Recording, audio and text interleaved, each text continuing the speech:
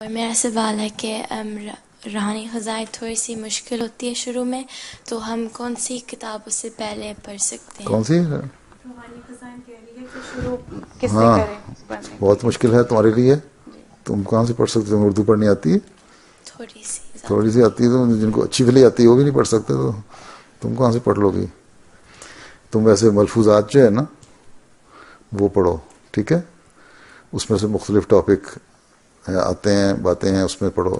لیکن تمہیں اگر اردو نہیں آتی ہے اور انگلش زیادہ اچھی سمجھ آتی ہے تو مختلف ٹاپکس پہ کلیکشن ہے مختلف کتابوں میں سے حضرت مسیح علیہ السلام کی، انگلش میں اس کا نام ہے ایسنس آف اسلام ہے. اس کے 5 والیوم چھپ چکے ہیں، تم ان میں سے پڑھا کرو تاکہ تمہیں سمجھ آ جائے انگلش میں، ٹھیک ہے؟ اور اردو آتی ہے تھوڑی تھوڑی ملفوظات پڑھو.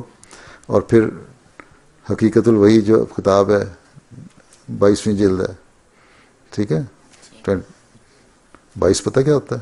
جی ہاں وہ والیوم جو ہے نا اس میں ہے، اس میں پڑھو، وہ ذرا آسان ہے.